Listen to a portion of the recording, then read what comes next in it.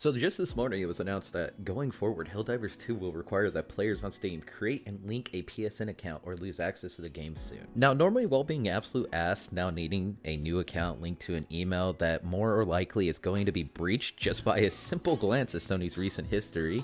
Ooh, yeah, Sony, not looking too hot there, are ya? But for general, everyday purposes, it doesn't sound too awful. Other than the 121 countries of the world that currently don't have access to PSN networks for one reason or another.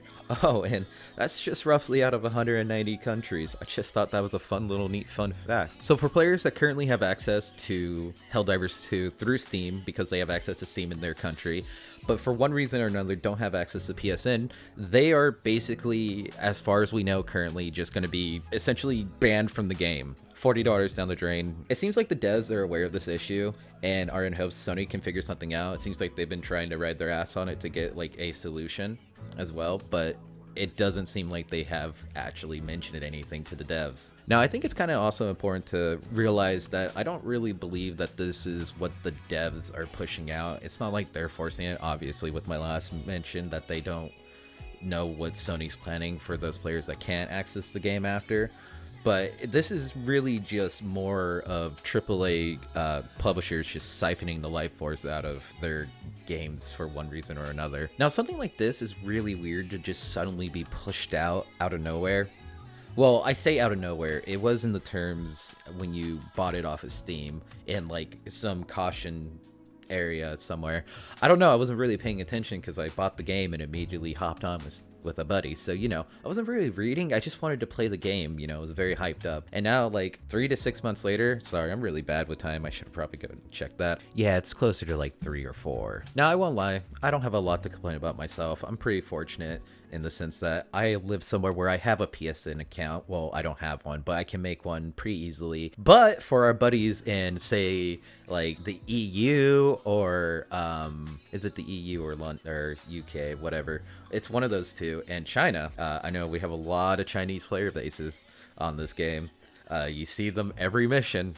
So for all the Chinese bros out there, be ready to feed yet another ID image or face image to your local. I don't know. Who do you send that to? I guess it just goes straight to the government. Does it go to like the desk or something? I don't know. I'm probably going to be targeted for my ignorance here. So now we have posts on the Reddit like this currently where it says, I guess this is goodbye, level 90 Helldiver, and you look down at the image and it says PlayStation Network is not available in the Philippines. Now that is someone that's level 90 and they are completely blocked because they just happen to live somewhere that they cannot access PSN. And that's really ridiculous. If this was going to be the plan, and it should not have been allowed to even be purchased in these regions in the first place. There's absolutely no reason. So unless Sony like magic's solution out their ass here soon, they basically just rug pulled a bunch of people essentially, which I find is hilarious. A AAA publisher just rug pulled entire countries of people. And in another way, this brings back the general idea that like you do not own the products that you pay for. Nowadays, back in the day, you buy a PS2 game, you get the disc. Oh, the developer goes out or something. It doesn't matter. It's an offline game. It's on, you throw the disc in and it plays. But now recently, like with the example of Ubisoft just recently, they remove access to the Crew 1 and they took down the servers. So even if you pirated it, you would not be able to play it because it was a completely online game. So, and players had purchased that. And they just kind of yoinked it and said, hey, if you want to keep playing The Crew, go buy The Crew 2. Full price, of course. So like I said earlier, this just goes to show that AAA publishers are just slowly siphoning the life out of anything good. Destiny! Sorry about that, lads. I don't know what came over me there. But either way, these AAA publishers keep making terrible decisions for any game that they seem to be able to have their hands on. And it just is weird how they never really take any responsibility for it.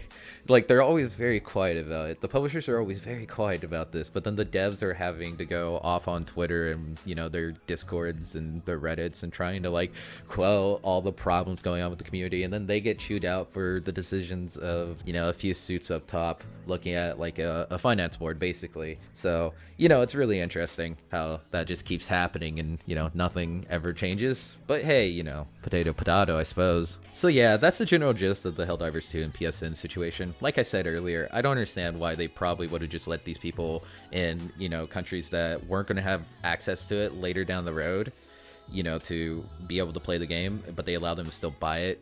Kind of weird. I don't think that was on the devs' part. I think PSN just was playing some funky moves there. So... and it seems like Arrowhead's going to pay the price for it, unfortunately. In other news, though, there is a new war bond coming out, Polar Patriot. It actually looks kind of cool. Gotta say, that P113 Verdict. It's the pistol here. It looks pretty cool. I have no fucking idea what it does, but it looks cool. Yeah. Sorry, Filipino bros. Very unfortunate.